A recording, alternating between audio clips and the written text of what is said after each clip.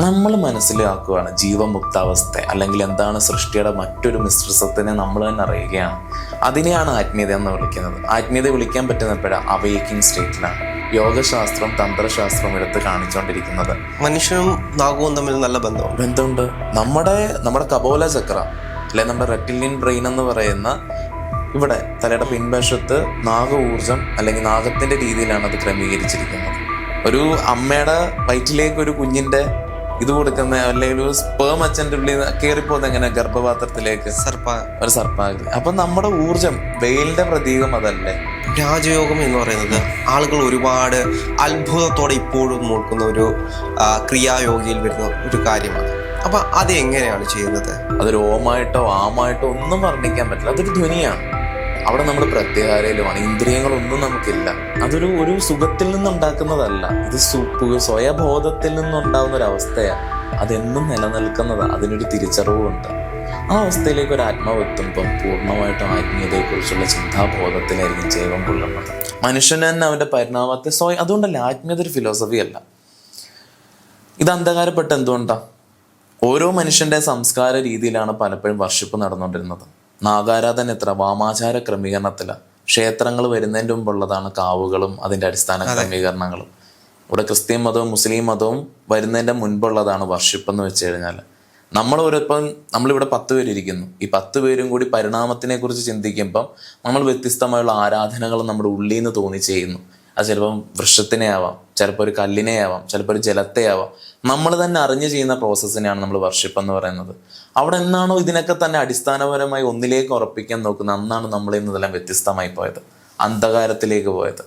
നമ്മൾ ഒന്നിൽ വിശ്വസിക്കണം, നമ്മൾ അതിൽ നിന്ന് നമുക്ക് സ്വർഗ്ഗലോകം കിട്ടും, ആകാശത്ത് നോക്കിയിരുന്ന നമ്മളെ ആരോ സ്വീകരിച്ചിട്ടുണ്ടോ? അല്ല, മരണം മനുഷ്യനെല്ലാം പേടിയുള്ളതാണ്. അതെ, മരിക്കും എന്നുള്ള പേടി എല്ലാ മനുഷ്യനും ഉണ്ട്. അതുകൊണ്ടാണ് മനുഷ്യൻ ഇത്രയും സെക്യൂരിറ്റി ആവാൻ ശ്രമിക്കുന്നത്. അപ്പം ആ മരണത്തെ എന്ത് ചെയ്തു? നമുക്കൊരു അവസരമാക്കി തന്നതാണ് മതങ്ങൾ, സ്വർഗലോകം എന്ന് പറഞ്ഞ്. പക്ഷെ ആത്മീയത ഇതിൽ നിന്നെല്ലാം വ്യത്യസ്തമാണ്.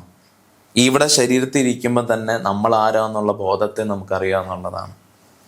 ആ ബോധത്തെ അറിയുന്നത് എങ്ങനെ? എൻ്റെ വാക്കിലൂടെ അല്ല, ഒരു ബുക്കിലൂടെ അല്ല, ഒന്നിലൂടെ അല്ല. അതെന്താ സംഭവിക്കുന്നത്? നമ്മുടെ ഉള്ളിൽ തന്നെ നമ്മൾ മനസ്സിലാക്കുകയാണ് ജീവമുക്താവസ്ഥ, അല്ലെങ്കിൽ എന്താണ് സൃഷ്ടിയുടെ മറ്റൊരു മിശ്രിതത്തിനെ നമ്മൾ തന്നെ അറിയുകയാണ്. അതിനെയാണ് ആത്മീയത എന്ന് വിളിക്കുന്നത്. ആത്മീയത വിളിക്കാൻ പറ്റുന്നപ്പോഴാണ് അവേക്കിംഗ് സ്റ്റേറ്റിലാണ്. കുണ്ടലിനി ചൈതന്യം ഉയർന്ന ഒരാളെ മാത്രമേ സ്പിരിച്വൽ പേഴ്സൺ എന്ന് വിളിക്കാൻ പറ്റുള്ളൂ. മറ്റേതെല്ലാം തിയറിയാണ്, അതിനൊരു അടിസ്ഥാനമില്ല. അപ്പം നമ്മളിൽ തന്നെ സംഭവിക്കുന്നതാണ് ആത്മീയ പരിണാമം. അത് വേറെ എവിടെ നിന്നും എടുത്ത് നമുക്ക് യോജിക്കാൻ പറ്റില്ല. ഈശ്വരനെ ആരറിഞ്ഞിട്ടുണ്ടെന്ന് പറയുന്നു, അതെല്ലാം തന്നെ വിഡിത്തരമാണ്. ഈശ്വരനെ ഒരിക്കലും അറിഞ്ഞ കാര്യങ്ങൾ എവിടെയും പകർത്തി വെക്കാൻ പറ്റില്ല. ഈശ്വരനെ അനുഭവിക്കാൻ മാത്രമേ പറ്റുള്ളൂ, അതിൽ അലിയാനേ പറ്റുള്ളൂ. അതിന് വ്യത്യസ്തമായി നിർത്തിക്കൊണ്ട് ഒന്നിനെയും വേറിട്ട് തിരിക്കാൻ പറ്റില്ല. അനുഭവിക്കാൻ നമുക്ക് മനുഷ്യന് അവസരമുണ്ട്. അതുകൊണ്ടാണ് മനുഷ്യനെയും നാഗത്തെയും ഒരേ ക്രമീകരണത്തിൽ എപ്പോഴും യോഗശാസ്ത്രവും തന്ത്രശാസ്ത്രവും എടുത്ത് കാണിച്ചുകൊണ്ടിരിക്കുന്നത്. മനുഷ്യനും നാഗവും തമ്മിൽ നല്ല ബന്ധമുണ്ട്.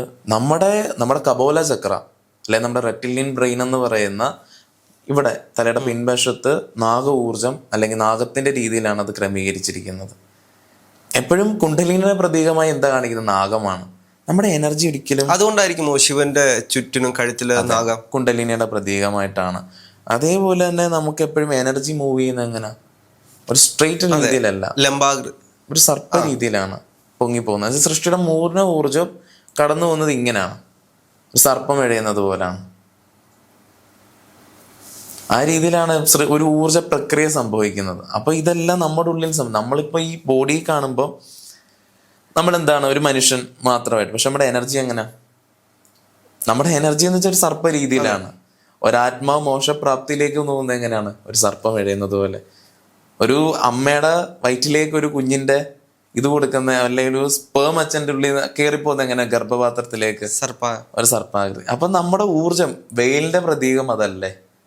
മുരുകന്റെ ഇരിക്കുന്ന വേൽ എന്താണ്? ഒരു സ്പേമിൻ്റെതാണത്. നമ്മുടെ കുണ്ടലിനിയുടെ പ്രതീകം അതാണ്. അപ്പം ഇങ്ങനെയാണ് എനർജിയുടെ ഒരു ഇത് സംഭവിക്കുന്നത്, ഒരു മോഷൻ സംഭവിക്കുന്നത്. അപ്പൊ അങ്ങ് തന്നെ ഒരുപാട് ദീക്ഷകൾ സ്വീകരിച്ചിട്ടുള്ള ഒരാളാണ്. ഇപ്പോൾ ഒരുപാട് പേർക്ക് ദീക്ഷ നൽകുന്ന ഒരാളാണ്. അപ്പൊ അങ്ങ് നൽകുന്ന ദീക്ഷകൾ എപ്രകാരമാണ്? ദീക്ഷ നമുക്ക് പല രീതിയിലും കൊടുക്കാൻ പറ്റും. ഇപ്പം നമ്മളിതുപോലെ സംസാരിച്ചുകൊണ്ടുള്ള രീതിയിലല്ല ഞാൻ ഓരോ ഗുരുക്കന്മാരെയും ദീക്ഷ എടുത്തിരിക്കുന്നത്. സൂക്ഷ്മമായിട്ടാണ് പല ദീക്ഷകളും സ്വീകരിച്ചിരിക്കുന്നത്. ഇപ്പൊ സ്ഥൂലമായി നമ്മളൊരു വ്യക്തിക്ക് അടുത്തിരുന്നു കൊണ്ട് കൊടുക്കുന്ന ദീക്ഷയ്ക്ക് ചില ക്രമീകരണം. ഇപ്പൊ ഞാൻ ഇന്റൻഷൻ കൊടുക്കാതെ തന്നെ പല ആളുകളും നമ്മളെ വിളിക്കുന്നവർ പറയാറുണ്ട്, ഗുരുജിയുടെ പ്രസൻസ് പലപ്പോഴും കിട്ടുന്നുണ്ട്. യൂട്യൂബ് വീഡിയോ കാണുമ്പം പോലും അവർക്ക് പ്രസൻസ് അനുഭവിക്കാൻ പറ്റും. ജസ്റ്റ് ഫോർ സമർപ്പണം, ദീക്ഷ തന്നെ സംഭവിച്ചോളും. നമുക്കൊരു സറണ്ടർ ഉണ്ടെങ്കിൽ, അതെ, എന്നുവെച്ചാൽ എപ്പോഴും ഒരു സമാധിയിൽ എത്തിക്കഴിഞ്ഞാൽ നോൺ ഫിസിക്കൽ ഡയമെൻഷനും കൂടി ആയി കഴിഞ്ഞു. സമാധി സ്റ്റേറ്റിൽ ജസ്റ്റ് ഒരു ബില്ലിങ്, ഇതെൻ്റെ ഗുരുവാണ്, ഇതെനിക്ക് അതിൽ നിന്ന് എനിക്ക് പോസിബിലിറ്റി ഉണ്ടെന്നുള്ളൊരു ചിന്തയോട് നമ്മൾ പറയുന്ന വാക്കുകൾ കേൾക്കുന്ന ഒരാൾക്ക് പോലും ദീക്ഷ തന്നെ സംഭവിക്കുന്നുണ്ട്. പലരും വിളിക്കുന്നവരുണ്ട്, ഗുരുജിയുടെ പ്രസൻസ് കിട്ടുന്നു, ഗുരുജിയുടെ എനർജി എനിക്ക് ഫീൽ ചെയ്യുന്നതൊക്കെ പലരും വിളിക്കുന്നവർ പറയുന്നുണ്ട്, കണ്ടിട്ട് പോലും ഇല്ല അവരെ. എന്നാൽ നേരിട്ട് നമ്മളിപ്പം പരിണാമത്തിന് വരണമെന്ന് ആഗ്രഹിക്കുന്നവർക്ക് ആദ്യം കൊടുക്കുന്നത് മന്ത്രദീക്ഷയാണ്. ഞാൻ പറഞ്ഞതിന്റെ ആദ്യ അടിസ്ഥാനം എന്താ? സമർപ്പണം ഉണ്ടെങ്കിൽ എല്ലാവർക്കും ദീക്ഷ തന്നെ സംഭവിക്കുമെന്നാണ്. പിന്നെ മന്ത്രദീക്ഷ കൊടുക്കുന്ന എന്തിനാ? അവരുടെ ആധാര ചക്രങ്ങൾ ഉണരാൻ വേണ്ടിയിട്ട്, ആ കമ്പനം. പിന്നെ അഡ്വാൻസ്ഡ് ആയിട്ടുള്ള ദീക്ഷയാണ് രാജയോഗയുടെ ദീക്ഷ. അത് കൊടുത്താൽ സദാസമയം പ്രസൻസ് എന്താണെന്ന് അനുഭവിച്ചറിയാൻ പറ്റും. ഈ രാജയോഗം എന്ന് പറയുന്നത് ആളുകൾ ഒരുപാട് അത്ഭുതത്തോടെ ഇപ്പോഴും നോക്കുന്ന ഒരു ക്രിയായോഗിയിൽ വരുന്ന ഒരു കാര്യമാണ്. അപ്പം അത് എങ്ങനെയാണ് ചെയ്യുന്നത് ഈ രാജയോഗ ദീക്ഷ? അത് അങ്ങനെ സ്വീകരിക്കാൻ അവർക്ക് എന്തെങ്കിലും ഒരു തലത്തിലേക്ക് ഉയരേണ്ടതുണ്ടോ? അതിനാണല്ലോ നമ്മുടെ സമ്പ്രദായത്തിൽ ആദ്യം കായകൽപ്പ, നാഥയോഗ, രാജയോഗ, ബ്രഹ്മവിദ്യ, ഇത് 4 നമ്മൾ ക്രമീകരിക്കുന്നത് ശിവരാജയോഗയുടെ പരമ്പരയിൽ. ഇത് സിദ്ധമാർഗമാണ്. മന്ത്രദീക്ഷയിലാണ് കായകൽപ്പ സാധന. അത് 3 ചക്രങ്ങളെ അടിസ്ഥാനപ്പെടുത്തുക എന്നുള്ളതാണ്. മൂലാധാര, സ്വാധിഷ്ഠാന, മണിപ്പൂരക. നാഥയോഗിയിലേക്ക് വരുന്ന അനാഹത മാത്രമാണ്. നാദധ്വനിയുടെ ചക്രമാണ് അനാഹത. അതിലൊരു വ്യക്തി നാഥാരാധനയിൽ, അല്ലെങ്കിൽ അവർക്ക് സൃഷ്ടിയുടെ വേറൊരു ഋതംബരം, അല്ലെങ്കിൽ നമ്മളൊരു നാദത്തെ കേൾക്കുന്ന സമയം, അല്ലെങ്കിൽ ആ സാധന ചെയ്ത് അവിടെ എത്തുന്ന സമയത്ത് അവരിൽ എന്ത് ചെയ്യും? രാജയോഗിയുടെ ദീക്ഷയിലേക്ക് അവർ അർഹരാകും. ഇപ്പം നാദം അവരിൽ ധ്വനിഞ്ഞില്ലെങ്കിൽ പോലും അവർ ഊർജ്ജത്തിൽ അത് സംഭവിച്ചെന്ന് എനിക്ക് മനസ്സിലാവും. ഇപ്പം എന്നിൽ നിന്ന് രാജയോഗിയുടെ ദീക്ഷ എടുത്തിട്ടാണ് ഒരാൾക്ക് ഞാൻ ഇപ്പം നാദം കേൾക്കണമെന്ന് പറഞ്ഞു, അതിൻ്റെ നിഗമനം ഇല്ലാതെ തന്നെ ഞാൻ എന്ത് ചെയ്തു? രാജയോഗയുടെ ദീക്ഷ നൽകിയ ഒരാളുണ്ട്. പക്ഷെ അതിൻ്റെയൊക്കെ എത്രയോ ശേഷമാണ് അവർ മധുര മീനാക്ഷി ക്ഷേത്രത്തിൽ പോകുമ്പം അവർക്ക് നാദധ്വനി കേൾക്കുന്നത്.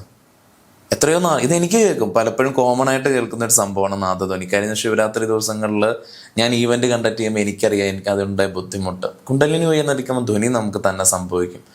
അപ്പോൾ അവർക്ക് മധുര മീനാക്ഷി ക്ഷേത്രത്തിൽ പോയപ്പോഴാണ് ആ ധ്വനി സംഭവം. അപ്പം എന്നോട്, അതുകൊണ്ടാണ് നമുക്ക് നൃത്തം തനിയെ വരുന്നത്. പലപ്പോഴും ഈ ശിവരാത്രിയുമായി ബന്ധപ്പെട്ട് ശിവൻ നൃത്തം ചെയ്തിട്ടുണ്ട്. നാദം നമ്മളിൽ സംഭവിക്കുമ്പം നമ്മൾ ഏകാന്തമാവുകയാണ്, പ്രത്യാഹാരയുടെ അവസ്ഥയിലാണ് കേൾക്കുന്നത്. അവിടെ നമുക്ക് ശരീരമൊന്നും പ്രവർത്തനമില്ല. ശരിക്കും ഇന്ദ്രിയങ്ങളിൽ നിന്ന് നമ്മൾ മോചനപ്പെടുമ്പോഴാണ് അത് കേൾക്കുന്നത്. അങ്ങനെയുള്ള അതിൽ നിന്ന് വ്യത്യസ്തമാണ്. ഇത് നമ്മുടെ ഈ ചെവിയിലൂടെ കേൾക്കുന്നതല്ല. ഈ ചെവി അടയുമ്പോഴേ അത് കേൾക്കുള്ളൂ. ഇന്ദ്രിയങ്ങൾക്കൊരു പ്രാധാന്യമില്ല അവിടെ. അത് നമുക്ക് ഒന്നുമായിട്ട്, ഒരു മന്ത്രമായിട്ട് നമുക്ക് വർണ്ണിക്കാൻ പറ്റില്ല. അതൊരു ഓമായിട്ടോ ആമായിട്ടോ ഒന്നും വർണ്ണിക്കാൻ പറ്റില്ല. അതൊരു ധ്വനിയാണ്. അവിടെ നമ്മൾ പ്രത്യാഹാരയിലുമാണ്. ഇന്ദ്രിയങ്ങളൊന്നും നമുക്കില്ല, ഇന്ദ്രിയ ബോധമൊന്നും നമുക്ക് അവിടെ ഇല്ല. അവിടെ നമ്മളൊരു വേറൊരു അവസ്ഥയിലായിരിക്കും. ഇന്ദ്രിയബോധം ഒന്നുമില്ലാത്തൊരു സമയത്ത് നമ്മളിലേക്ക് എത്തുന്നു. അതെ, അത് പ്രത്യാഹാര എന്ന് പറയാം അവസ്ഥയിൽ. അതിനുശേഷം നമുക്കുണ്ടാകുന്ന ഒരു ഉണർവ് വളരെ വലുതായിരിക്കും. ആ അവസ്ഥ ചിലപ്പോൾ നമ്മൾ നൃത്തം ചെയ്യാം, അവിടെ നമ്മൾ ആനന്ദം കൊണ്ട് നീരാടാം. എന്ന് വെച്ചാൽ നമ്മൾ പൂർണ്ണ ഒരു ഫ്രീഡമാണ്, നമ്മൾ സ്വതന്ത്രമാണെന്ന് തിരിച്ചറിയുന്ന ഒരു അവസ്ഥയാണത്. ടോട്ടൽ ഒരു ഫ്രീ സോളാന്നുള്ളത് ഈ സ്പിരിറ്റ്. അപ്പോൾ അത് തന്നെയല്ലേ ശിവരാത്രി എന്ന് പറയുന്നത്? ശിവരാത്രി അത് സാധ്യമാവുന്നത് ഉയർന്ന യോഗികൾക്കാണ്. അത് ഏറ്റവും ഉയർന്ന അവസ്ഥയിൽ ആ ധ്വനിയിലൊക്കെ ലയിച്ചിരിക്കാൻ പറ്റുന്നത്. അതിന് നമ്മൾ ഒരു അനുഷ്ഠാന ക്രമീകരണങ്ങളോടെ ഇപ്പം രാജയോഗയുടെ ദീക്ഷ എടുത്ത് ബ്രഹ്മവിദ്യ അഭ്യസിക്കുന്ന ഒരു യോഗിയൊക്കെ സംബന്ധിച്ച് നോക്കുമ്പോൾ അത് വളരെ അനുഭവിച്ചറിയാൻ പറ്റും. അല്ല, ശിവരാത്രിയിലെ കഥകൾ പണ്ട് തൊട്ട് നമ്മൾ കേട്ടിട്ടുള്ളത്, ശിവൻ ഈ അവസാന പാദത്തിൽ മതിമറന്ന് നൃത്തം ചെയ്യുന്നൊരു സ്റ്റേജിലേക്കാണ് അവസാനം ചെന്ന് നിൽക്കുന്നത്. എല്ലാം അറിയുന്ന ഒരു അവസ്ഥയിലേക്ക്, അല്ലെങ്കിൽ ഒന്നുമില്ലാത്തൊരവസ്ഥയിൽ സ്വയം നൃത്തം ചെയ്യുന്ന ഒരു ശിവനെയാണ് നമുക്ക് ആ ഒരു അവസ്ഥയിൽ കാണാൻ കഴിയുന്നത്. നടരാജഭാവത്തില്. അതെ, നമ്മുടെ ഇന്ദ്രിയങ്ങളെല്ലാം നിൽക്കുന്നൊരു സമയം. ആ സമയത്ത് നമ്മളിലേക്ക് എത്തുന്ന ധ്വനിയാണ് ആ ഒരു ഭാവത്തിലേക്ക് നമ്മളെ എത്തിക്കുന്നത്. അതെ, എപ്പോഴും ശിവന്റെ ഉയർന്ന ഭാവമാണ് നടരാജഭാവം. നടരാജനെ അർത്ഥമാക്കുന്ന പൂർണ്ണ ആനന്ദത്തിന്റെ ഭാവമായിട്ടാണ്. ഒരു ശൂന്യതയിൽ അദ്ദേഹം നൃത്തം ചെയ്യുന്നു. അപ്പം നമ്മളിൽ ഉയർന്ന അവസ്ഥയാണ് ശൂന്യത. ശിവ മീൻ ശൂന്യ. ആ ശൂന്യതയിൽ എന്താ സംഭവിക്കുന്നത്? പരമാനന്ദം. അതിനെ വർണ്ണിക്കാൻ പറ്റുന്നത് ഇന്നത്തെ അത് നമ്മൾ കാണുന്ന എപ്പോഴും ഒരു ആകാശഭാവമായിട്ട്, നടരാജനെ കാണുന്ന ഒരു ആകാശം. ഇപ്പം നമ്മുടെ ചിദംബരത്തൊക്കെ പോയി കഴിഞ്ഞാൽ അതിൻ്റെ കോൺസെൻട്രേഷൻ പോലും ചെയ്തിരിക്കുന്നത് ആകാശ തത്വമായിട്ടാണ്. അപ്പം നമ്മുടെ എത്തലിക് ബോഡി അല്ലെ നമ്മുടെ സൂക്ഷ്മ ശരീരം എന്ന് പറയുന്നത് എപ്പോഴും ആകാശ ഊർജ്ജമായിട്ടാണ് ബന്ധപ്പെട്ടിരിക്കുന്നത്. സൂക്ഷ്മ ശരീരം ആകാശ ഊർജ്ജമാണ്. അപ്പോൾ ആനന്ദഭാവം നമ്മളിൽ കൊല്ലുമ്പോൾ നമ്മൾ ശൂന്യമാണ്. പഞ്ചേന്ദ്രിയങ്ങൾക്കൊന്നും തന്നെ അതിൽ ബന്ധമില്ല. പഞ്ചേന്ദ്രിയങ്ങളിൽ കുടുങ്ങിക്കിടക്കുമെന്ന് എന്തുകൊണ്ടാണ് പറയുന്നത്? ഈ ആത്മാവിനെ ഇത് ആനന്ദമായതുകൊണ്ടാണ്.